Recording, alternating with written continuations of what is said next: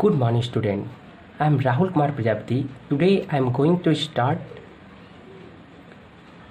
a chapter of class 6, lesson 1, the planet Earth and the solar system.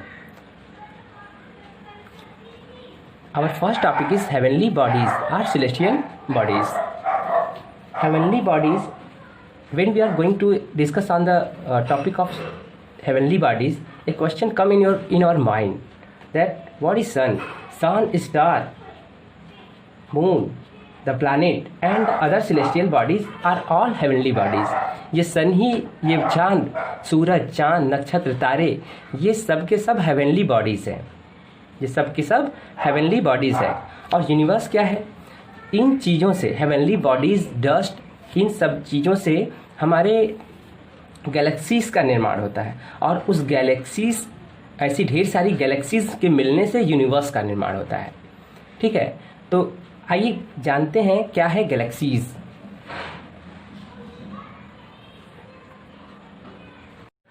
What are galaxies? Galaxies, you can see this image. Galaxies is a cluster of billions of stars and cloud of dust and gases. They consist various celestial bodies. Galaxy क्या है? ढेर सारे तारों का एक समूह ही तो है जिसमें गैस, डस्ट और तारे मौजूद हैं. और ढेर सारे सेलेस्टियल बॉडीज इसमें मिले होते हैं. और इनसे हमारा सौर मंडल भी इसी गैलेक्सीज का ही भाग है. और जिस गैलेक्सी में हमारा सौर मंडल स्थित है उसको मिल्की वे गैलेक्सी कहते हैं. ठीक है, ये एक इमेज है गैलेक्सीज का. You can easily see and you can understand this fact. अब इसी के साथ हम आकाशगंगा की बात कर लेते हैं. आकाशगंगा क्या है? In ancient India, it was imagined as a river of light floating in the sky. देखिए आकाशगंगा क्या होती है.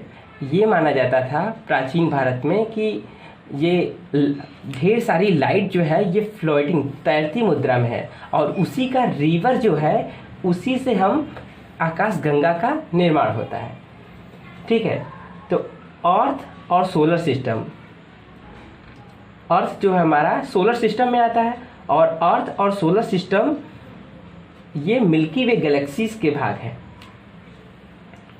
ठीक है, तो और ढेर सारी गैलेक्सीज मिलकर यूनिवर्स बनाती हैं. Millions of galaxies make up universe. Our next topic is stars. What are stars? Stars are self-luminous heavenly bodies. They are made up of hot gases. They generate heat and light and radiate it in the space. देखिए star है क्या? ये गर्म gas होते हैं और इनका खुद का लाइट होता है और ये खुद का हीट लाइट होता है. और ये अपने लाइट से पूरे अंतरिक्ष में प्रकाश को भेजते हैं. जो हमारा सन है वो भी एक स्टार है. आमतौर पर जब हम दो कपड़ों के बीच की दूरी मापते हैं तो वो मीटर में मापते हैं, दूध को लीटर में मापते हैं. इसी तरह ग्रहों, नक्षत्रों के बीच की दूरी जो है हम लाइट ईयर में मापते हैं. लाइट ईयर को प्रकाश वर्ष बोलते हैं. और हमारी आँखों की जो कैपेसिटी है वो एक बार में 6000 तारों को हम देख सकते हैं. ठीक है, तो सूरज के बाद जो दूसरा जो तारा है जो सबसे पृथ्वी से सबसे नज़दीक है उसका नाम प्राक्सिमा सेंटेरी है. और ये प्राक्सिमा सेंटेरी 4.5 लाइट ईयर पर स्थित है. अब हम बात कर लेते हैं कांस्टेलेशन की. कांस्टेलेशन क्या होता है? देखिए कांस्टेलेशन appear to form different shape and pattern. ये डिफरेंट शेप और पैटर्न को शो करता है. जैसे आप देख लो यहाँ पर 7 स्टार है, ये एक अलग पैटर्न को शो किया है. इसी को सप्तर्षि मंडल कहते हैं. यहाँ पर आप देख सकते हैं ये इस फिगर में सप्तर्षि मंडल है, ये कांस्टेलेशन को ही शो कर रहा है. ये 7 स्टार है, ये आगे के 2 स्टार जो है पॉइंटिंग स्टार है. इसको क्यों पॉइंटिंग स्टार बोलते हैं? क्योंकि आगे की ओर ये जब जाएगा तो ये पोल स्टार को शो करता है. देखिए ये पोल को डिनोट करता है तो इसीलिए इसे ये पोल स्टार को शो करता है, इसीलिए इसको पॉइंटिंग स्टार कहते हैं, क्योंकि ये पॉइंट कर रहा है। अब देखिए इसी को ध्रुव तारा भी बोलते हैं, ठीक है। तो ये एक अलग जो है फिगर शो कर रहा है, शेप पैटर्न शो कर रहा है। ये एक बियर भालू की आकृति बना रहा है, ठीक है। इधर हम ओराइन द हंटर की बात कर लें। ये इसकी वेस्ट है, इसके दो कमर है, इसके कमर है, इसकी दो लेग हैं, और ये इसका फेस पूरा कवर कर रहा है, और यहाँ इसका आर्म है। तो ओराइन द हंटर ये एक डिफरेंट शेप को शो कर रहा है। यहाँ पर कैसोपिया एक क्वीन है जो एक स्टार पर बैठी हुई है, तो ये स्टार एक चेयर की भांति आ गया है, ठीक है। इधर देखिए लायन है, ये लायन इस स्टार्स को मिलाने पर एक लायन की आकृति बनती है, ठीक है, इसीलिए इसको लियो मेजर कहते हैं। तो ये सारा का सारा जो है कास्टिलेशन है, ठीक है। अब आगे हम बात कर लेते हैं सोलर सिस्टम की। देखिए सोलर सिस्टम की जब हम बात कर लेते हैं तो सबसे पहले जो है निबुला की बात आती है। आइए अब हम बात करते हैं इवोल्यूशन ऑफ सोलर सिस्टम, यानी इस सोलर सिस्टम का विकास कैसे हुआ। A giant cloud of gases and dust called nebula. मैं आपको थोड़ा सा यहाँ निबुला का इतिहास बता देना चाहता हूँ। ये निबुला है क्या? देखिए तारों का जन्म जो है निबुला में ही होता है। बहुत समय पहले अंतरिक्ष को केवल शून्य माना जाता था, लेकिन आज जो है अब हम अंतरिक्ष के बीच के स्पेस को इंटरस्टेलर स्पेस के नाम से जानते हैं। अब ये माना जाता है कि वो स्पेस खाली नहीं है, वहाँ पर डस्ट गैस और जो है रेडिएशन है, डस्ट गैस और रेडिएशन है, और उस गैस में भी 99% जो है गैस है, और उसमें से 75% हीलियम है, और 25% जो है 75% हाइड्रोजन है, और 25% हीलियम है। जब यह गैस जो है म्यूचुअल ग्रेविटेशनल इंटरेक्शन के कारण इकट्ठी होने लगती है, तो इससे निबुला का निर्माण होता है। निबुला का वास्तविक अर्थ होता है गैस या धुंध। ये बड़े गैस के बादल माने जाते हैं। 20वीं शताब्दी के पहले जब गैलेक्सीज के कोई डिफिनीशन नहीं थी, तब हम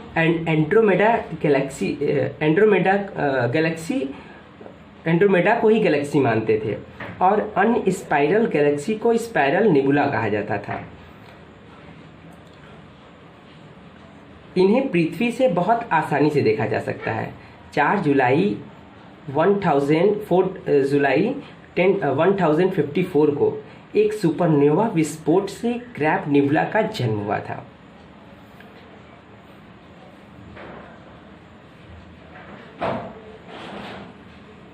अब यहाँ पर आप देखिए, यहाँ पर आप देख रहे होंगे कि यहाँ पर पृथ्वी का ये निबुला जो है का जन्म जो है 4.6 बिलियन एगो बताया जा रहा है, और ये बहुत तेज़ी से मूव कर रहा था, और इसी से 8 वाल जो है बाहर निकलते हैं, वही हमारे प्लैनेट बन जाते हैं, और जो रिमेनिंग मास रहता है वो क्या बन जाता है, वो ही आपका सन बन जाता है। आइए अब जान लेते हैं कि सन क्या है। Sun is a star, it is a ball of gases. The distance between sun and the earth is 150 million kilometre. सूरज और पृथ्वी के बीच की दूरी 150 मिलियन किलोमीटर है, और सूरज का जो प्रकाश है धरती पर आने में उसे 8 मिनट 16 सेकेंड लगते हैं, ठीक है। और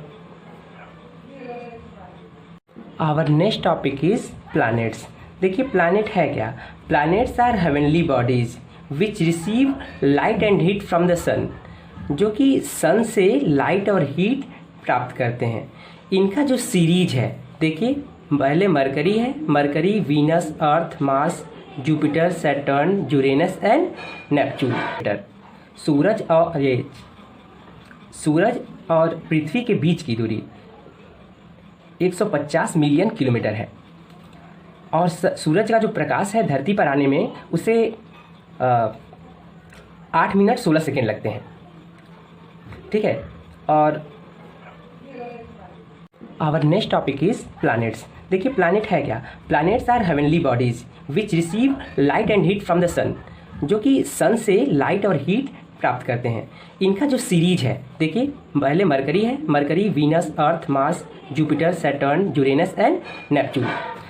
तो पहले बात करते हैं मरकरी की। चूँकि सूरज के सबसे नज़दीक होने के कारण इसका जो डे का टेम्परेचर है 430 डिग्री सेल्सियस है और नाइट का टेम्परेचर -180 डिग्री सेल्सियस है। इसके बाद बात करते हैं वीनस की। वीनस पर जो है वॉल्केनिक एक्टिविटी ज़्यादा होती है और वॉल्केनिक एक्टिविटी होने के कारण यहाँ पर कार्बन डाइऑक्साइड की मात्रा बहुत ज़्यादा होती है। यहाँ पर 96% कार्बन डाइऑक्साइड होता है, जिस कारण से यहाँ पर प्रेशर कुकर वाली दशा होती है। इसके बाद जो है प्लैनेट है उसका नाम अर्थ है। यही वो एक प्लैनेट है जिस पर जीवन संभव है और किसी प्लैनेट पर जीवन संभव नहीं है। क्यों? क्योंकि यहाँ पर लैंड है, एयर है, वाटर है और ये मॉडरेट अमाउंट ऑफ हीट ये सूरज से ग्रहण करता है। इसके बाद नेक्स्ट प्लैनेट है मार्स। मार्स जो है इसे लाल ग्रह कहते हैं, रेड प्लैनेट कहते हैं। क्यों कहते हैं? क्योंकि इस पर आयरन पार्टिकल्स पाए जाते हैं। इसके बाद नेक्स्ट जो प्लैनेट है, अच्छा पहले के 4 प्लैनेट जो हैं इसको टेरेस्ट्रियल प्लैनेट बोलते हैं क्योंकि इसका सतह सॉलिड होता है। ठीक है, इसलिए इसको टेरेस्ट्रियल प्लैनेट बोलते हैं। इसके बाद हम बात करते हैं जुपिटर की। जुपिटर हमारे सौरमंडल का सबसे बड़ा ग्रह है। जुपिटर हमारे सौरमंडल का सबसे बड़ा ग्रह है। जुपिटर और सैटर्न इनके चारों ओर हल्की हल्की गैस की लेयर पाई जाती है। इस जुपिटर पर हल्की गैस की लेयर है, वेरी फैंट, और सैटर्न के चारों ओर जो गैस की लेयर है वो थोड़ी गाढ़ी है, डीप है। इस पर 10 रिंग्स मिलते हैं और इसकी सबसे बड़ी पहचान सैटर्न की इसके चारों ओर पाए जाने वाले रिंग्स है।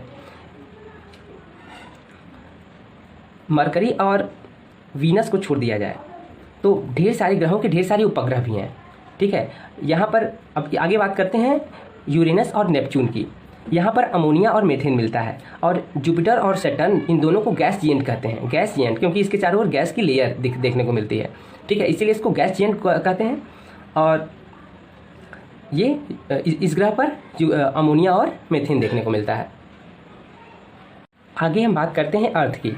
अर्थ क्या है? एक यूनिक प्लैनेट है। क्यों ये यूनिक प्लैनेट है? क्योंकि इस पर लैंड, एयर, वाटर है और moderate amount of heat this is receiving from the sun. और ये मॉडरेट अमाउंट ऑफ हीट जो है सूरज से ग्रहण करता है। तो जीवन के लिए ये सारी चीज़ें बहुत ज़रूरी होती हैं। यहाँ फर्टाइल लैंड है जिस पर हम लोग बहुत सारी चीज़ें उगा सकते हैं, बहुत सारी क्रॉप्स उगाते हैं। पहले ये बिलीव किया जाता था कि अर्थ जो है फ्लैट है, लेकिन आज वैज्ञानिक ये प्रूव कर चुके हैं कि इसका शेप जो है स्फेरिकल है। ठीक है, जियाडिक बोला गया है। ठीक है, तो ये अपने एक्सिस के सहारे वेस्ट टू ईस्ट मूव करता है, इसी को रोटेशन कहते हैं। और ये दूसरी तरह की भी गति करता है जिसको रिवोल्यूशन बोलते हैं। और ये किस तरह के रिवोल्यूशन करता है? ये सूरज के चारों ओर ऐसे घूमता है। अगर इधर सूरज है तो सूरज के चारों ओर ऐसे मूव करता है, इसीलिए इसको रिवोल्यूशन कहते हैं। ठीक है, next topic is satellites. Satellites क्या होते हैं? सैटेलाइट्स वो होते हैं जो किसी भी जो है प्लैनेट के चारों ओर घूमते हैं। जैसे अर्थ एक प्लैनेट है, पर अर्थ का जो नेचुरल सैटेलाइट है वो मून है। मून जो है पृथ्वी के चारों ओर 27 दिन में एक परिक्रमा करता है, एक रिवोल्यूशन कंप्लीट करता है।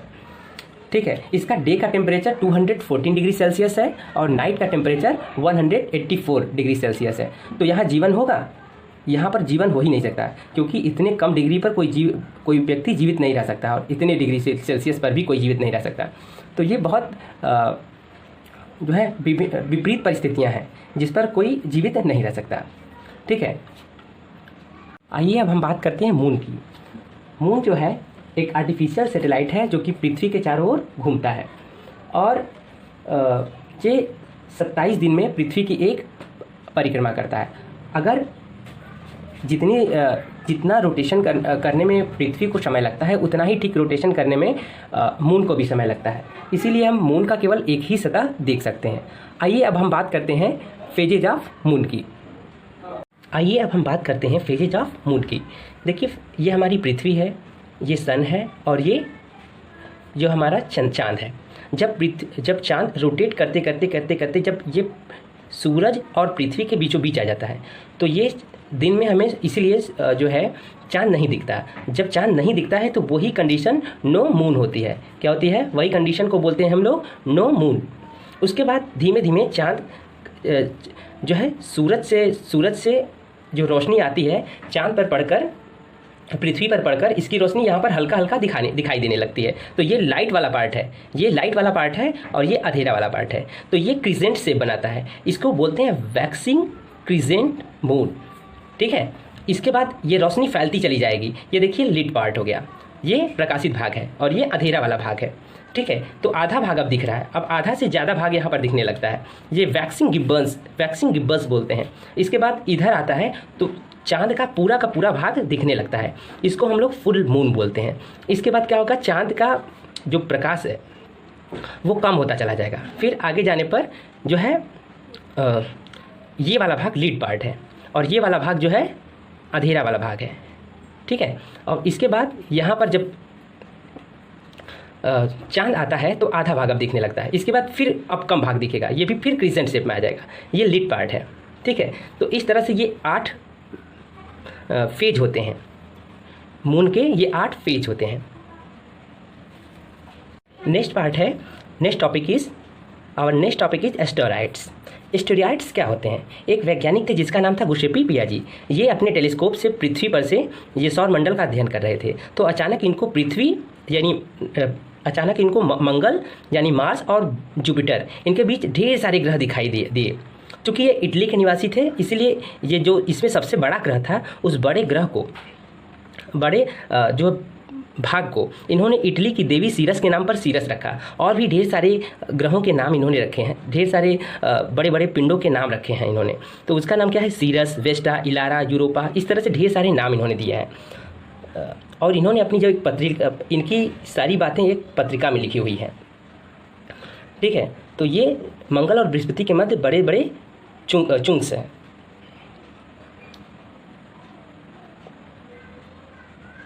आइए बात करते हैं मेटियोराइट्स की। मेटियोराइट्स क्या होता है? Meteorites are the little chunks of rocks and debris in the space. They become meteorites and shooting stars when they fall through the earth atmosphere, leaving a bright trail as they are heated by the friction of atmosphere। देखिए ये होता क्या है, ये हमारी पृथ्वी है और जब पृथ्वी के चारों ओर जो है क्या है? एटमॉस्फेयर है, यहाँ पर ढेर सारी गैस और डस्ट है। और जब ये अंतरिक्ष से ये कण आते हैं, पिंड आते हैं, तो पृथ्वी के ग्रेविटेशन में जब आते हैं तो ढेर सारी यहाँ पर गैस और धूल के कण के कारण ये जल जाते हैं। ठीक है, और जलने के कारण ये चमकने लगते हैं। ठीक है, तो वो उल्का पिंड, इसी को मेटियोराइट्स कहते हैं। ठीक है, इसी को मेटियोराइट्स कहते हैं। Next topic is comets. Our next topic is comets. Comets क्या होता है? ये एक comets are the small bodies with a head and long luminous tail. They are made up of dust and frozen gases. देखिए इसके 3 भाग होते हैं। अगला भाग जो होता है इसका कॉमा होता है और इसी के पीछे इसका न्यूक्लियस होता है और एक लंबी सी पूंछ होती है। ठीक है, जिसे हम पुच्छल तारा या धूमकेतु के नाम से जानते हैं। अगर आपको ये मेरा वीडियो पसंद आया तो आप प्लीज़ इसको लाइक और सब्सक्राइब करिए। धन्यवाद।